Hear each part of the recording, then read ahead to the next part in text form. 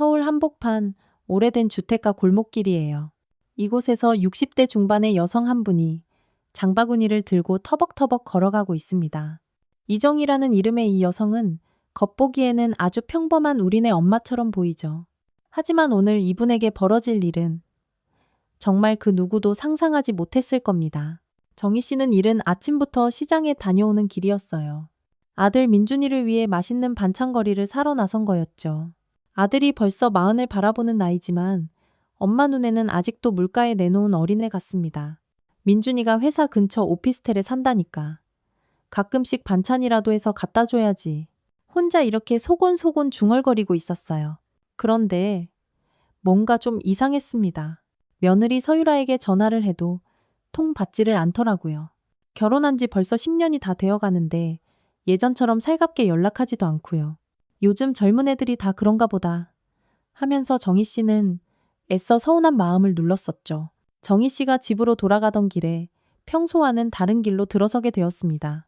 시장에서 만난 동네 지인이 아이고 정희 씨 이쪽 골목으로 가면 지름길이야 하고 알려준 길이었거든요.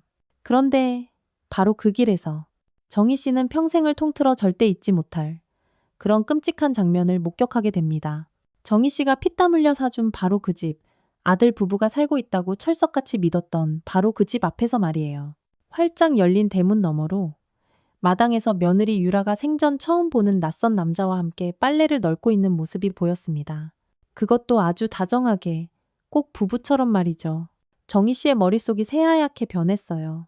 뭐야? 저게 대체 뭐야? 정희 씨는 자신도 모르게 집 앞으로 허겁지겁 다가갔습니다.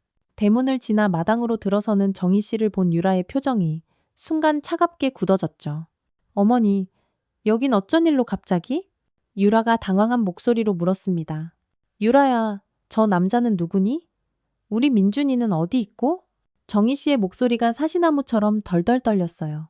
그런데 유라의 대답은 정희 씨의 상상을 아득히 뛰어넘는 것이었습니다. 어머니, 민준 오빠는 이제 여기 안 살아요. 저희 이혼했거든요. 뭐라고? 정희 씨가 도저히 믿을 수 없다는 표정으로 되물었습니다. 그리고 여긴 이제 법적으로 제 집이에요. 불편하시면 어머니가 나가주세요. 유라가 뻔뻔하게 씩 웃으며 말했어요. 정희 씨는 그 순간 온몸에 소름이 쫙 돋는 것을 느꼈습니다. 이 집은 내가 사준 집이야. 내가 어떻게... 어머니, 법적으로는 제 집이라니까요. 혼인 중에 취득한 공동재산이거든요. 유라가 얼음장같이 차가운 목소리로 대답했습니다. 옆에 서 있던 남자도 비릿하게 웃었어요. 정희 씨를 비웃는 듯한 그런 모욕적인 시선이었죠. 정희 씨는 그 순간 자신의 30년 세월이 와르르 무너지는 것 같은 기분을 느꼈습니다. 민준이는? 우리 민준이는 어디 있어? 정희 씨가 간신히 목소리를 쥐어짰어요. 몰라요. 연락도 안 되던데요. 그건 어머니가 직접 찾아보시든가요. 유라가 아주 시큰둥하게 대답했습니다. 정희 씨는 그 자리에서 더 이상 아무 말도 할 수가 없었어요. 다리에 힘이 쭉 빠져서 그대로 주저앉을 뻔했지만 간신히 버텼습니다. 그리고는 힘없이 돌아서서 그 집을 나왔죠. 집으로 돌아오는 길, 정희 씨의 머릿속은 그야말로 뒤죽박죽이었습니다. 이혼을 했다고? 언제? 왜 나한테 한마디도 안 했지? 수만 가지 질문들이 머릿속을 어지럽게 맴돌았어요. 정희 씨는 집에 도착하자마자 민준이에게 전화를 걸었습니다. 하지만 아들은 전화를 받지 않았어요. 몇 번을 더 걸어봤지만 결과는 마찬가지였죠. 그날 밤 정희 씨는 뜬 눈으로 밤을 지새웠습니다. 침대에 송장처럼 누워서 천장만 멍하니 바라보며 생각에 잠겼어요. 내가 대체 뭘 놓친 걸까? 어떻게 이런 일이... 아이고... 스스로를 자책하며 가슴을 쳤습니다. 다음 날 아침 정희 씨는 동이 트자마자 민준이의 회사로 전화를 걸었어요. 김민준 씨 좀 바꿔주시겠어요? 하지만 수화기 너머로 들려온 직원의 대답은 그야말로 충격적이었습니다. 김민준 씨요? 요즘 회사에 잘 안 나오세요. 개인적으로 무슨 문제가 있으신 것 같던데? 정희 씨의 가슴이 철렁 내려앉았습니다. 아들에게 도대체 무슨 일이 벌어지고 있는 걸까요? 정희 씨는 그날부터 아들 민준이를 찾기 위해 동분서주했습니다. 민준이의 친구들에게도 수소문해봤지만 모두들 요즘 연락이 잘 안 돼요. 라는 똑같은 대답만 되돌아왔어요. 며칠 후 정희 씨는 더욱 충격적인 사실을 알게 되었습니다. 동네 아는 분이 전해준 소식이었어요. 정희 씨, 혹시 아들 일로 법원에서 연락 온 거 없어? 네? 법원이요? 정희 씨가 깜짝 놀라며 반문했습니다. 글쎄, 며느리가 위자료 소송을 걸었다는 소문이 자자하던데 민준이가 바람을 피워서 이혼했다고. 명숙은 그 말을 듣는 순간 머리가 띵하고 울렸어요. 바람? 우리 민준이가? 사실 정희 씨는 민준이의 성격을 그 누구보다 잘 알고 있었습니다. 어릴 때부터 한없이 순하고 성실했던 아들이 바람을 필 리가 없다고 생각했거든요. 하지만 유라가 법적으로 위자료까지 요구하고 있다는 건 뭔가 증거라도 있다는 뜻이었죠. 정희 씨는 집에 돌아와서 곰곰이 생각해 봤습니다. 뭔가 이상해. 정말 이상해. 민준이가 정말 잘못했다면 왜 나한테 아무 말도 안 했을까? 아들의 성격상 큰 실수를 저질렀다면 엄마에게 먼저 달려와 무릎 꿇고 빌었을 텐데 말이에요. 그런데 더 놀라운 소식이 기다리고 있었습니다. 민준이의 회사 동료가 정희 씨에게 전화를 걸어온 거예요. 어머님, 죄송한데요. 민준이 형 때문에 회사 분위기가 좀 뒤숭숭해졌어요. 네? 그게 무슨 말씀이세요? 민준이 형 아내분이 회사 전체 메일로 편지를 보냈거든요. 불륜 피해자 탄원서라는 걸로요. 진우 형이 다른 여자와 바람을 피워서 자신이 얼마나 고통받았는지 아주 절절하게 적어서요. 정희 씨의 손이 덜덜 떨렸습니다. 그래서 회사에서는 뭐라고 해요? 아직 별다른 조치는 없지만 사람들 시선이 좀 민준이 형도 많이 힘들어하는 것 같아요. 전화를 끊고 나서 정희 씨는 한참 동안 멍하니 앉아 있었어요. 유라가 왜 이런 짓까지 하는 거지? 설마 정말 우리 민준이가. 하지만 정희 씨의 마음 한구석에서는 뭔가 잘못됐다는 느낌이 계속해서 피어올랐습니다. 모든 게 너무 일방적이었거든요. 민준이의 입장은 들어볼 기회조차 없이 오직 유라만의 주장으로 모든 게 결정되고 있는 것 같았어요. 정희 씨는 그날 밤 결심했습니다. 내가 직접 민준이를 찾아서 진실이 뭔지 알아내고야 말겠어. 그리고 유라가 정확히 무슨 짓을 꾸미고 있는지도 반드시 확인해야겠다고 생각했죠. 다음 날 정희 씨는 민준이가 다니는 회사 근처를 샅샅이 돌아다녔습니다. 혹시나 하는 마음에 회사 앞에서 하염없이 기다려봤지만 민준이는 나타나지 않았어요. 회사 경비원에게 물어봐도 요즘 통 안 보이던데요? 라는 대답만 들을 수 있었죠. 그러던 중 정희 씨는 우연히 민준이의 대학 친구를 만나게 되었습니다. 근처 커피숍에서 마주친 건데 그 친구의 표정이 무척이나 어두웠어요. 아주머니, 민준이 형 정말 많이 힘들어하고 있어요. 혹시 어디 있는지 알아요? 네, 회사 근처 고시원에 살고 있어요. 정희 씨의 가슴이 와르르 무너져 내리는 것 같았습니다. 내 아들이 고시원에서 살고 있다니요. 그 좋고 넓은 집을 두고 왜 이런 좁고 낡은 고시원에서 살아야 하는 건지 도저히 이해할 수 없었어요. 그런데 아주머니, 민준이 형이 정말 바람을 핀 거예요? 저는 도저히 믿을 수가 없어서요. 나도 믿을 수가 없어. 그런데 유라가 증거까지 있다고 하니까 친구는 고개를 절레절레 저었습니다. 뭔가 이상해요. 민준이 형 성격에 절대 그럴 리가 없는데 정희 씨도 같은 생각이었어요. 하지만 한 가지 확실한 건 아들이 지금 매우 끔찍한 고통 속에 있다는 것이었죠. 그리고 유라가 단순히 이혼만 하려는 게 아니라 아들의 인생을 송두리째 망가뜨리려고 작정했다는 것도요. 정희 씨는 집에 돌아와서 유라에게 전화를 걸었습니다. 하지만 유라는 전화를 받지 않았어요. 문자를 보내도 감감무소식이었죠. 그날 밤 정희 씨는 잠들기 전에 마음속으로 굳게 다짐했습니다. 내일 당장 민준이를 찾아가 봐야겠어. 그리고 무슨 일이 있었는지 정확히 알아내야 해. 아들이 정말 잘못한 일이 있다면 함께 해결해야 하고 만약 억울한 누명을 쓴 거라면 절대로 가만두지 않겠다는 비장한 마음이었죠. 하지만 정희 씨는 아직 모르고 있었습니다. 자신이 곧 마주하게 될 진실이 얼마나 충격적일지, 그리고 자신 안에 숨어있던 또 다른 모습을 발견하게 될지 말이에요.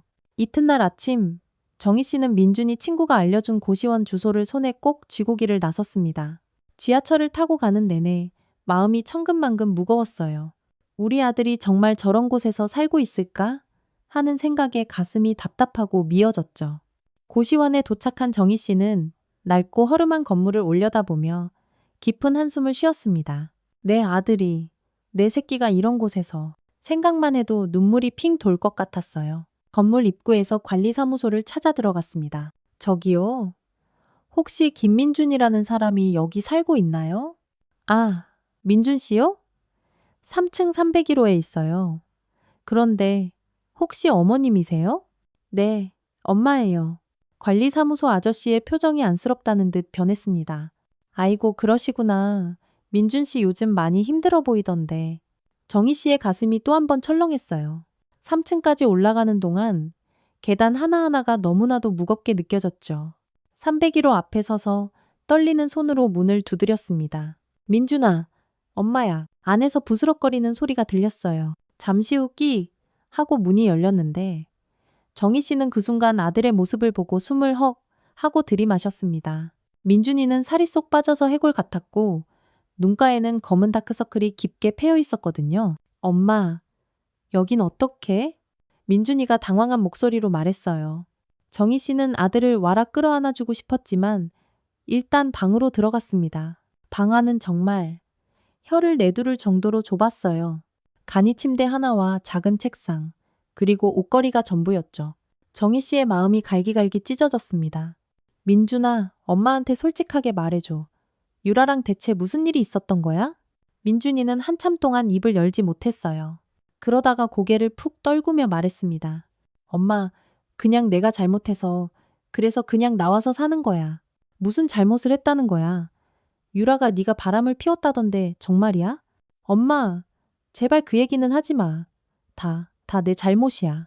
하지만 정희 씨는 뭔가 이상하다는 것을 직감했어요. 아들의 말투도 표정도 무언가를 필사적으로 숨기고 있다는 느낌이 강하게 들었거든요. 민준아, 엄마한테 거짓말하면 못 써. 똑바로 말해. 정확히 무슨 일이야? 민준이는 여전히 고개를 숙이고 있었어요. 엄마, 나 그냥 이렇게 살게. 엄마도 제발 내일에서 손 떼. 바로 그 순간 정희 씨 안에 무언가가 툭 하고 끊어졌습니다. 아들이 이렇게 죽을 만큼 고통받고 있는데 정작 진실은 숨기려고만 하다니요. 정희 씨는 아들의 방을 천천히 둘러보기 시작했어요. 그리고 책상 위에 놓인 민준이의 핸드폰을 보았습니다. 민준아, 핸드폰 좀 보자. 엄마, 왜 이래? 그러지 마. 아니, 엄마가 봐야겠어. 정희 씨는 평생 한 번도 보인 적 없는 칼날처럼 단호한 목소리로 말했습니다. 민준이도 엄마의 그런 모습은 처음 봤는지 어쩔 줄 몰라 하며 당황스러워했어요. 핸드폰을 열어 확인해 보니 그 안에는 충격적인 사실들이 고스란히 담겨 있었습니다. 유라가 민준이에게 보낸 협박 문자들, 그리고 민준이가 유라에게 보낸 애원하는 문자들을 보니 전혀 다른 이야기가 펼쳐졌거든요. 민준이는 바람을 피운 게 아니었어요. 오히려 유라가 다른 남자와 바람을 피우고 있었고 그걸 민준이가 알게 되자 유라가 오히려 민준이를 파렴치 안으로 몰아세운 거였죠. 그것도 아주 치밀하게 가짜 증거까지 만들어서 말이에요. 민준아, 이게 다 뭐야? 유라가 너를 함정에 빠뜨린 거잖아. 민준이는 그제야 참았던 울음을 터뜨리며 말했습니다. 엄마, 어차피 유라가 증거까지 다 만들어놨어. 내가 아무리 억울하다고 소리쳐도 세상에 누가 내 말을 믿어주겠어? 정희 씨는 그 순간 참을 수 없는 분노가 치밀어 올랐어요. 하지만 동시에 머릿속이 얼음처럼 차가워지는 것을 느꼈습니다. 지금까지 단 한 번도 느껴보지 못한 그런 서늘한 감정이었죠. 민준아, 내 은행 통장이랑 카드 명세서 전부 다 가져와봐. 엄마, 그건 왜? 가져와. 어서. 정희 씨는 민준이의 금융 거래 내역을 하나하나 꼼꼼하게 확인했습니다. 그리고 유라가 주장하는 불륜 날짜들과 비교해 봤어요. 놀랍게도 유라가 민준이가 바람을 폈다고 주장하는 바로 그날들에 민준이는 회사에서 밤새 야근을 하거나 집에서 카드를 썼다는 증거들이 고스란히 남아 있었거든요. 민준아, 너 이 증거들을 왜 법원에 제출하지 않았어? 엄마, 이미 늦었어. 유라가 이혼 서류에 내가 모든 걸 인정한다고 사인까지 받아갔단 말이야. 뭐라고? 언제? 내가 제정신이 아닐 때. 유라가 거의 협박하듯이 사인하라고 해서. 그래서 나도 모르게. 정희 씨는 그 순간 모든 퍼즐 조각을 맞췄습니다. 유라는 처음부터 아주 계획적으로 민준이를 함정에 빠뜨린 거였어요. 그리고 집까지 빼앗아 상간남과 오순도순 살면서 위자료까지 두둑이 챙기려던 속셈이었던 거죠. 정희 씨는 민준이를 똑바로 바라보며 말했습니다. 민준아, 이제부터 엄마가 한다. 엄마? 뭘 한다는 거야? 서유라가 우리 가족한테 한 짓 아주 고스란히 뼛속까지 되돌려 줄 거야. 민준이는 엄마의 목소리에서 지금까지 단 한 번도 들어보지 못한 싸늘한 기운을 느꼈어요. 평생을 착하고 순하기만 한 엄마라고 생각했는데 이런 무서운 모습은 정말 처음이었죠. 정희 씨는 그날부터 유라에 대한 조사를 시작했습니다. 그리고 자신도 모르고 있던 자신의 능력들이 하나둘씩 깨어나는 것을 느꼈어요. 60평생을 살면서 쌓인 인생의 경험과 지혜, 그리고 아들을 지키려는 뜨거운 모성애가 합쳐지면서 그 누구도 막을 수 없는 무서운 힘을 발휘하기 시작한 거죠. 정희 씨는 그날부터 본격적인 조사에 들어갔습니다. 먼저 동네 사람들을 통해 유라와 그 상간남, 최태식의 최근 행적들을 샅샅이 파악하기 시작했어요. 그리고 놀라운 사실들을 하나둘씩 알게 되었죠. 유라가 최태식과 함께 살림을 차리기 시작한 것은 이미 1년 전부터였다는 거예요. 그동안 민준이에게는 친한 친구 집에서 지낸다고 뻔뻔한 거짓말을 했던 거죠. 동네 사람들도 뭔가 이상하다고 생각은 했지만 남의 집안일에 끼어들기 싫어서 그냥 모른 척 했던 거였어요. 정희 씨는 유라의 직장에 대해서도 알아봤습니다. 유라가 다니는 회사 근처에서 며칠간 잠복하며 지켜보니 유라가 최태식과 함께 출퇴근하는 모습을 똑똑히 목격할 수 있었어요. 심지어 회사 동료들 앞에서도 보란 듯이 연인처럼 행동하고 있었죠. 아이고, 저렇게 뻔뻔할 수가. 정희 씨는 혀를 내둘렀습니다. 하지만 정희 씨는 단순히 분노만 하고 있지 않았어요. 차근차근 아주 냉정하게 복수를 위한 계획을 세우기 시작했죠. 가장 먼저 해야 할 일은 유라가 살고 있는 집, 즉 정희 씨가 피땀으로 사준 그 집을 되찾는 것이었어요. 정희 씨는 곧장 법무법인을 찾아갔습니다. 변호사에게 자초지종을 설명하고 조언을 구했죠. 어머님, 이 경우에는 사기 또는 강박에 의한 이혼으로 볼 수 있겠습니다. 충분히 혼인무효 소송을 진행할 수 있을 것 같습니다. 그럼 집도 되찾을 수 있는 건가요? 물론입니다. 게다가 며느님이 허위 사실을 유포해서 아드님의 명예를 훼손한 부분도 큰 문제가 되죠. 정희 씨는 변호사의 말을 듣고 계획을 확고히 굳혔어요. 하지만 법적인 절차만으로는 부족하다고 생각했습니다. 유라가 민준이와 자신에게 준 그 끔찍한 정신적 고통에 대한 대가도 반드시 치르게 해야 한다고 생각했거든요. 정희 씨는 먼저 유라가 살고 있는 집으로 찾아가 초인종을 눌렀습니다. 유라가 나오자 정희 씨는 아주 차분하게 말했어요. 유라야, 나도 이제부터 이 집에서 같이 살아야겠다. 네? 뭐라고요? 유라가 기가 막히다는 듯이 되물었어요. 내가 사준 집이니까 나도 여기서 살 권리가 있잖아. 안 그래? 게다가 법적으로도 아직 내 이름으로 되어 있는 지분이 좀 남아있거든. 사실 정희 씨는 집을 살 때 만약을 대비해서 자신의 이름으로도 집 지분의 30%를 등록해뒀었거든요. 유라는 그 사실을 까맣게 모르고 있었던 거죠. 어머니, 그건 싫으면 네가 나가. 그게 아니면 같이 살자. 정희 씨의 목소리에는 단 한치의 협상 여지도 없었어요. 유라는 어쩔 수 없이 이를 갈며 정희 씨를 집 안으로 들여보냈습니다. 정희 씨는 그날부터 본격적인 심리전을 시작했어요.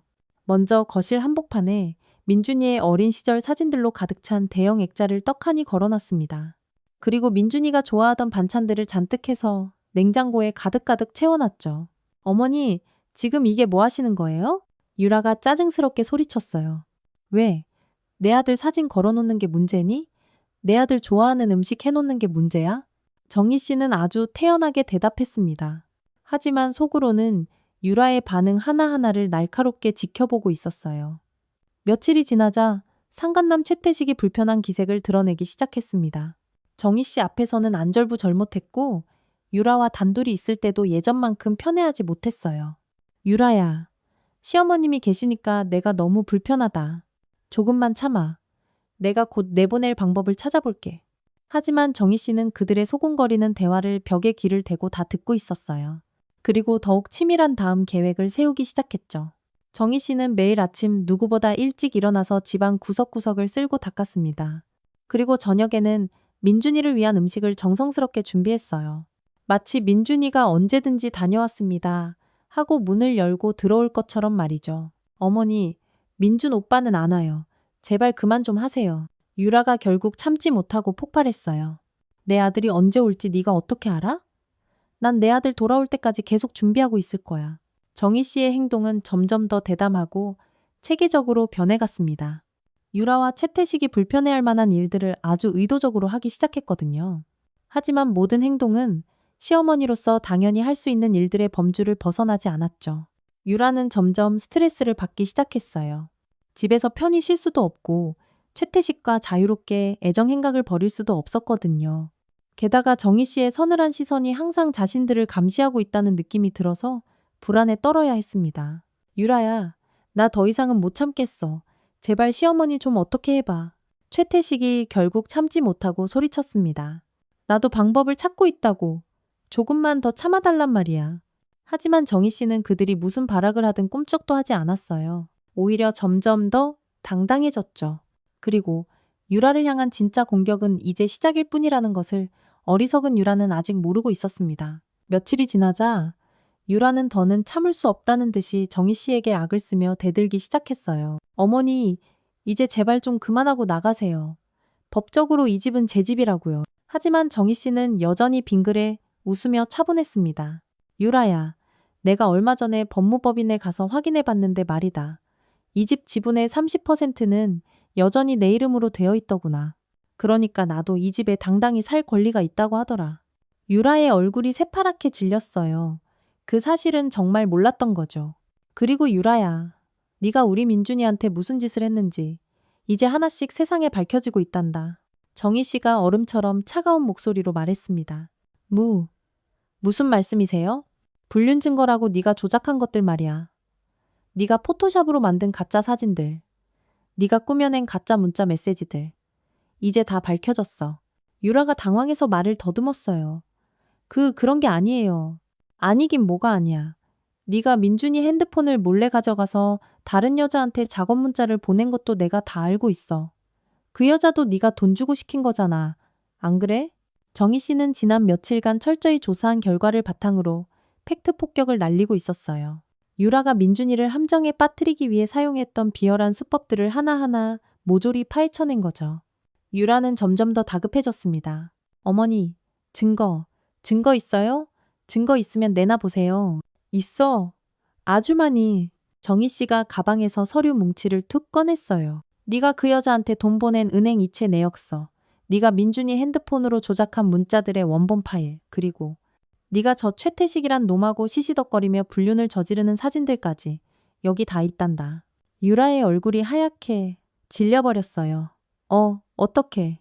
유라야, 네가 나를 그냥 집에서 빈둥거리며 살림만 하는 늙은이로 봤지? 나도 젊을 때는 직장 생활했어. 그것도 꽤 오랫동안. 정희 씨가 차분하게 말했습니다. 사실 정희 씨는 젊은 시절 보험회사에서 보험사기 특별조사팀원으로 일했었거든요. 보험 사기를 파헤쳐 범인을 잡아내는 일이었는데 그때 익혔던 조사 기법들이 지금 이 순간 아주 요긴하게 쓰이고 있었어요. 그리고 유라야, 네가 회사에서 공금을 빼돌린 것도 내가 알고 있어. 그건 아니에요. 유라가 비명처럼 소리쳤습니다. 아니긴 뭐가 아니야. 너 회사 법인카드로 최태식이랑 데이트 비용 결제한 거 영수증 내가 다 확보했어. 이건 명백한 업무상 횡령이야, 알아? 정희 씨는 유라의 회사 동료들까지 포섭해서 이 정보도 알아낸 상태였어요. 유라가 얼마나 많은 불법을 저질렀는지 그 죄목을 하나하나 파악하고 있었죠. 유라는 이제 완전히 넋이 나갔습니다. 어머니, 제발, 그만해요, 제발. 그만하긴 뭘 그만해. 이제 시작이야. 정희 씨의 목소리가 더욱 싸늘하게 울려 퍼졌습니다. 바로 그때 최태식이 집으로 들어왔어요. 집안의 살벌한 분위기를 보고 무슨 일인지 대충 짐작했다는 표정을 지었죠. 어이쿠, 최서방도 왔네. 마침 잘 됐어. 정희 씨가 최태식을 똑바로 쳐다보며 말했습니다. 최서방도 유라 계획에 동참한 공범이니까 같이 책임져야지? 무슨 말씀이세요? 최태식이 어색하게 웃었어요. 당신이 유라한테 돈 대줘서 가짜 증거 만들게 한 거 내가 다 알고 있어. 그리고 당신 회사에도 이미 익명으로 제보해놨어. 기혼인 직원이 남의 가정 파탄내고 불륜을 저지르고 있다고. 최태식의 얼굴이 흑빛으로 변했어요. 뭐라고요? 아마 내일부터 당신 회사에서 연락이 갈 거야. 징계위원회에 출석하라고. 최태식은 그 말을 듣고 독이 오른 눈으로 유라를 째려봤어요. 서유라, 이게 대체 어떻게 된 거야? 네가 시어머니한테 다 불어버린 거야? 아니야. 나는 아무 말도 안 했어. 그럼 저 노인네가 이걸 어떻게 다 알고 있는 건데. 최태식과 유라가 서로를 의심하며 멱살이라도 잡을 듯이 다투기 시작했어요. 정희 씨는 그 추악한 모습을 조용히 그리고 차갑게 지켜봤죠. 이것도 정희 씨의 계획 중 하나였거든요. 그들 사이에 불신과 의심의 씨앗을 심어서 서로를 물어뜯고 등을 돌리게 만드는 것이었어요. 태식 씨, 나 이제 더는 못 버티겠어. 어머님이 너무 무서워. 유라가 울먹이며 매달렸습니다. 그럼 우리 그냥 다른 곳으로 이사 가자. 이 집을 버리라고? 이 집이 얼마짜리인 줄 알아? 집이 중요해. 내 직장이 중요해 지금. 최태식은 점점 이성을 잃는 것 같았어요. 유라를 원망과 경멸이 가득한 시선으로 바라봤죠. 정희 씨는 그들의 추악한 갈등을 보면서 속으로 비웃었습니다. 계획이 아주 차근차근 완벽하게 실행되고 있었거든요. 유라가 지금까지 쌓아올린 모든 것들이 이제 하나씩 와르르 무너지기 시작하는 거였어요. 유라야, 아직 늦지 않았어. 지금이라도 민준이한테 무릎 꿇고 사과하고 이 집에서 조용히 나가면 나도 이쯤에서 끝내줄게. 하지만 유라는 도끼 어린 눈으로 고개를 저었어요. 싫어요. 안 나가요. 이 집은 내 집이에요. 그래. 그럼 어디 끝까지 한번 해보자. 정희 씨의 눈빛이 칼날처럼 차갑게 번뜩였습니다. 정희 씨는 이제 진짜 본격적인 공격을 시작할 준비가 되어 있었어요. 그날 밤 최태식은 결국 짐을 싸서 집을 나가버렸습니다. 서유라, 나는 더 이상 못하겠으니까 너 혼자 알아서 해. 시어머니 문제 해결되면 그때 연락하든지. 이런 말을 차갑게 남기고 말이에요. 유라는 혼자 덩그러니 남겨진 상황에서 완전히 패닉 상태가 되었어요. 믿었던 최태식마저 자신을 버리고 떠났다는 사실에 엄청난 충격을 받았죠. 태식 씨, 가지마. 나 혼자 어떻게 하라고. 유라가 울면서 최태식을 붙잡으려 했지만 최태식은 매몰차게 뿌리치고 나가버렸어요. 정희 씨는 그 모습을 지켜보면서도 눈꽃만큼의 동정심도 느끼지 않았습니다. 유라야, 이제 네가 우리 민준이한테 줬던 그 지독한 외로움과 절망감을 너도 똑같이 한번 느껴봐라. 다음 날부터 정희 씨의 본격적인 공격이 시작되었어요. 먼저 유라의 직장에 익명으로 제보 전화를 걸었습니다. 여보세요? 거기 인사팀이죠? 귀사에 박소연이라는 직원이 있던데 그 사람이 회사 공금을 횡령하고 있습니다. 법인카드로 개인적인 용도에 사용한 내역들이 수두룩할 테니 한번 조사해 보세요. 며칠 후 유라는 회사 감사팀에 불려가 조사를 받게 되었죠. 유라는 너덜너덜해진 몸으로 집에 돌아와서 정희 씨에게 악을 썼습니다. 어머니가 우리 회사에 신고한 거죠. 그렇죠. 신고? 무슨 신고? 나는 네 회사가 어디 붙어 있는지도 잘 모르는데. 정희 씨가 아주 능청스럽게 대답했어요. 거짓말하지 마세요. 어머니가 아니면 누가 이런 짓을 해요. 유라야, 네가 잘못한 게 많으니까 자꾸 이런 일이 생기는 거 아닐까? 남 탓하지 말고 네 자신을 먼저 돌아보렴. 유라는 분해서 발을 동동 굴렀지만 어쩔 도리가 없었어요. 정희 씨는 절대 증거를 남기지 않고 모든 일을 처리했기 때문이죠. 며칠 후 유라는 더 큰 충격에 빠지게 되었습니다. 최태식이 핸드폰 번호까지 바꾸고 완전히 연락을 끊어버린 거예요. 태식 씨, 제발 전화 좀 받아. 나 혼자서는 정말 안 된단 말이야. 유라가 울면서 수십 통의 전화를 걸었지만 소용없었어요. 정희 씨는 그 모습을 보면서 차분하게 말했습니다. 유라야, 사람은 어려울 때 진짜 모습이 나오는 법이란다. 최태식이라는 사람이 어떤 인간인지 이제야 알겠니? 어머니가 태식 씨를 떠나게 만든 거잖아요. 내가 뭘 했다고? 나는 그저 진실을 알려줬을 뿐이야. 최태식이라는 사람이 네가 어려워지니까 도망간 거지. 내가 강제로 내쫓은 게 아니란다. 유라는 점점 더 깊은 절망의 늪으로 빠져들었어요. 직장에서는 조사가 진행 중이고 믿었던 남자는 떠나버렸고 집에서는 시어머니가 숨통을 조여오고 있으니까요. 그런데 정희 씨의 공격은 여기서 끝나지 않았어요. 다음 단계로 넘어간 거죠. 정희 씨는 유라가 민준이를 함정에 빠뜨리기 위해 사용했던 모든 조작된 증거들을 깔끔하게 정리해서 경찰서에 고발장을 제출했습니다. 무고죄, 사기죄, 명예훼손죄 등 적용할 수 있는 모든 혐의를 다 넣어서 말이에요. 유라야, 아마 내일쯤 경찰서에서 연락이 갈 거다. 출석해서 조사를 받으라고. 뭐라고요? 네가 우리 민준이한테 한 짓들 다 법적으로 큰 죄가 되는 거야. 무고죄는 잘못하면 3년 이하의 징역형까지 받을 수 있단다. 유라의 얼굴이 새하얗게 그야말로 백지장처럼 변했어요. 어머니 제발 고발장 좀 취소해 주세요. 네? 취소? 내가 왜 취소해? 네가 민준이한테 한 짓을 생각해봐. 우리 아들이 얼마나 지옥 같은 시간을 보냈는지 알아? 정희 씨의 목소리는 여전히 얼음장처럼 차가웠어요. 어머니, 제가 다 잘못했어요. 민준 오빠한테 진심으로 사과할게요. 그러니까 제발. 사과? 이제 와서 사과? 정희 씨가 코웃음을 쳤어요. 네가 우리 아들을 짐승만도 못하게 고시원으로 내몰고 직장에서 파렴치한으로 만들고 위자료까지 뜯어내려고 할 때는 언제고 이제 와서 사과 한마디로 끝내자고? 유라는 결국 바닥에 주저앉아 엉엉 울기 시작했어요. 어머니, 저 정말 잘못했어요. 뭐든지 다 할게요. 민준 오빠한테 무릎 꿇고 빌게요. 그래? 그럼 지금 당장 민준이한테 전화해서 사과해봐. 유라는 떨리는 손으로 민준이에게 전화를 걸었어요. 하지만 민준이는 전화를 받지 않았죠. 어라? 안 받네? 정희 씨가 냉소적으로 말했어요. 당연하지. 네가 그 애를 그렇게나 지독하게 괴롭혔는데 어느 누가 네 전화를 받겠니? 유라는 계속 울면서 어머니 제발 도와주세요 라고 빌었지만 정희 씨는 꿈쩍도 하지 않았어요.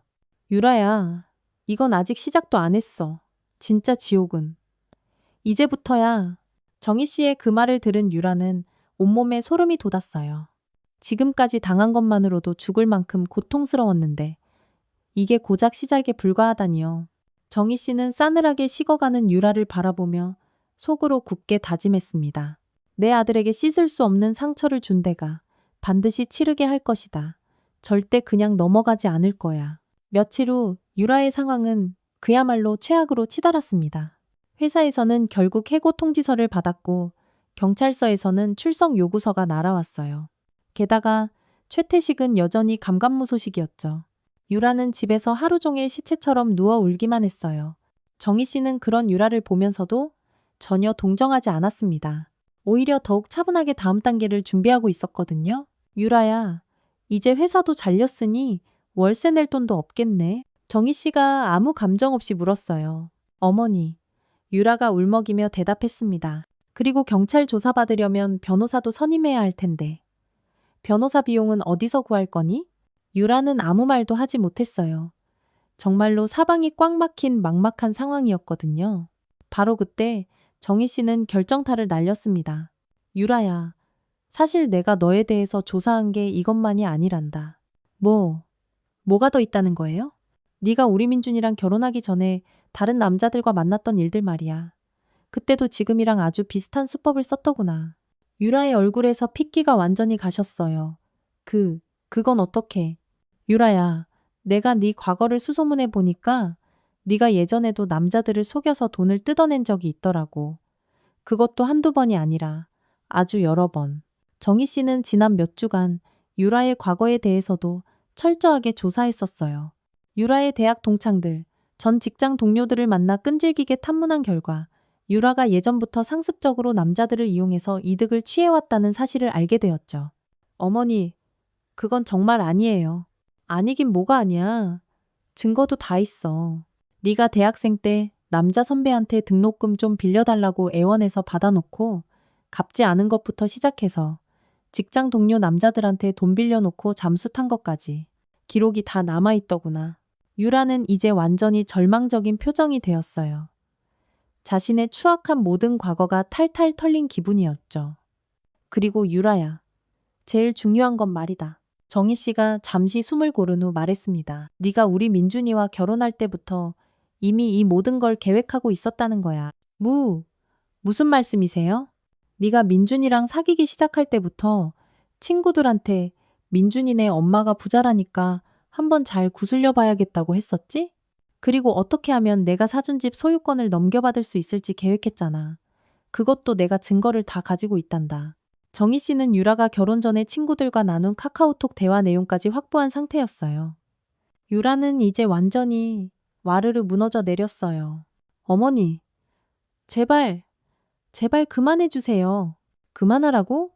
네가 우리 가족한테 한 짓을 생각해봐. 우리 민준이가 지금 너 때문에 얼마나 고통받고 있는지 알아.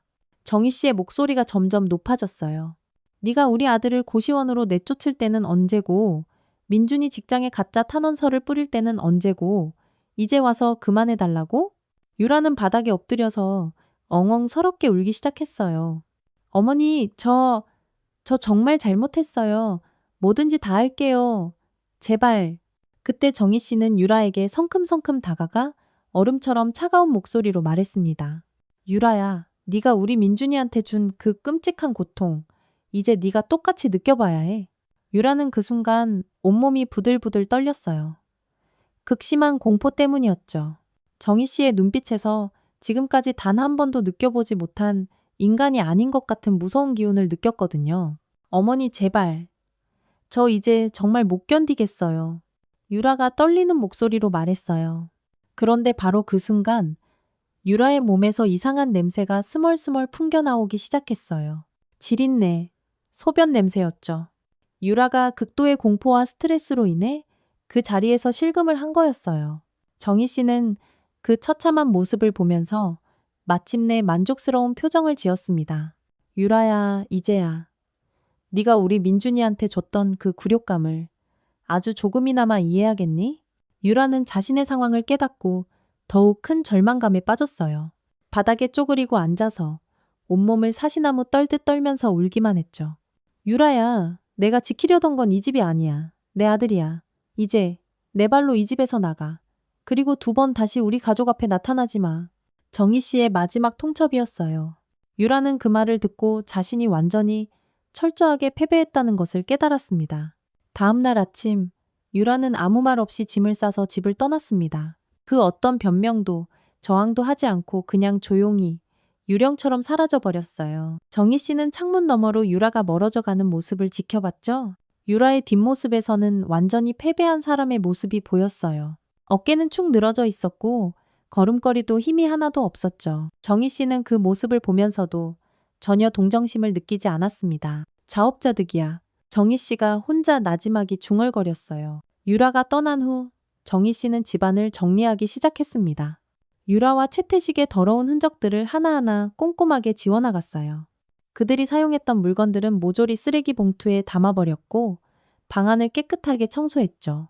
그리고 아들 민준이에게 전화를 걸었습니다. 민준아, 이제 집으로 돌아와. 엄마? 무슨 일이에요? 서유라, 나갔어. 이제 여긴 다시 우리 집이야. 그러니까 돌아와, 아들. 민준이는 잠시 말이 없었어요. 그러다가 조심스럽게 물었습니다. 엄마, 정말 괜찮으신 거예요? 괜찮아, 모든 게 다 해결됐어. 민준이는 그날 저녁 집으로 돌아왔습니다. 몇 달 만에 돌아온 집이었지만 예전과는 분위기가 완전히 달랐어요. 유라의 흔적은 그 어디에도 없었고 집안은 따뜻하고 깨끗하게 정리되어 있었죠. 엄마, 민준이가 정희 씨를 보며 말했어요. 민준아, 엄마가 다 해결했어. 이제 아무 걱정하지 마. 정희 씨는 민준이를 아주 꼭 안아주었습니다. 그리고 눈물이 났어요. 슬픔의 눈물이 아닌 기쁨의 눈물이었죠. 엄마, 고생 많으셨어요. 고생은 무슨? 내 아들 지키는 건데 당연한 거지. 그날 밤 정희 씨와 민준이는 오랜만에 함께 저녁을 먹었습니다. 정희 씨가 정성스럽게 준비한 민준이가 좋아하는 음식들이 식탁에 가득했어요. 민준아, 회사는 어떻게 되었어? 엄마 덕분에 오해가 다 풀렸어요. 유라가 거짓 탄원서를 보낸 것도 다 밝혀졌고 제가 억울한 피해자라는 것도 회사 사람들이 다 알게 됐어요. 아이고, 다행이다. 정말 다행이야. 엄마, 근데 엄마가 어떻게 이 모든 걸 혼자 다 해결하신 거예요? 정희 씨는 잠시 생각에 잠긴 후 옅은 미소를 지으며 대답했습니다.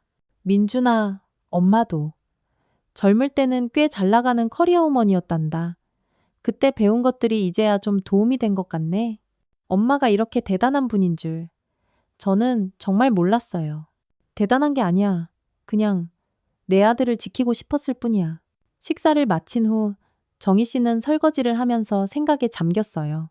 지난 몇 개월간 일어난 일들을 되돌아보니 자기 자신도 놀라웠어요. 평생을 조용하고 순한 엄마로만 살아왔는데 이런 무서운 일을 해낼 수 있었다니 말이에요. 하지만 단 한순간도 후회는 없었습니다. 오히려 가슴 벅차게 뿌듯했어요. 내 아들을, 내 가족을 지켜냈으니까요. 엄마, 이제 유라는 어떻게 될까요? 민준이가 조심스럽게 물었어요. 그건 이제 유라 자신의 몫이야. 우리는 더 이상 신경 쓰지 말자. 민준이는 조용히 고개를 끄덕였습니다. 그리고 정희 씨를 보며 말했어요. 엄마, 저 다시 열심히 살아볼게요. 그래, 우리 아들. 그렇게 해야지. 엄마가 항상 내 편이야.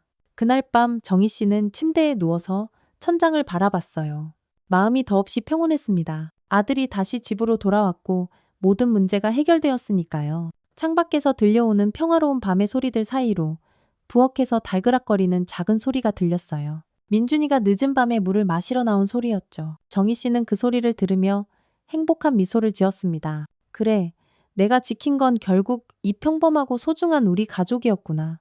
며칠 후 정희 씨는 다시 시장에 장을 보러 나갔습니다. 예전처럼 평범하고 소중한 일상으로 돌아간 거죠. 동네 사람들이 반갑게 인사를 건넸어요. 정희 씨, 아들이 다시 집에 돌아왔다면서? 축하해. 네, 고마워요. 아이고, 다행이다. 가족은 역시 함께 살아야지. 정희 씨는 가볍게 웃으며 대답했습니다. 하지만 속으로는 굳게 다짐하고 있었어요. 다시는 그 누구도 내 소중한 가족을 건드리지 못하게 할 거야. 만약 또 그런 일이 생긴다면 나는 언제든지 다시 싸울 준비가 되어 있어. 집으로 돌아가는 길, 정희 씨는 장바구니를 들고 걸으면서 생각했습니다. 이 평범한 일상이 얼마나 소중한지, 그리고 내 가족을 지키기 위해서는 때로는 누구보다 강해져야 한다는 것을 온몸으로 깨달았어요. 저녁 무렵 정희 씨는 민준이가 좋아하는 된장찌개를 보글보글 끓였습니다. 밥 짓는 소리, 국 끓는 소리, 그리고 다녀왔습니다. 하며 민준이가 현관문을 열고 들어오는 소리까지. 모든 것이 평범하지만 그래서 더없이 소중한 일상의 소리들이었어요. 엄마, 저 왔어요.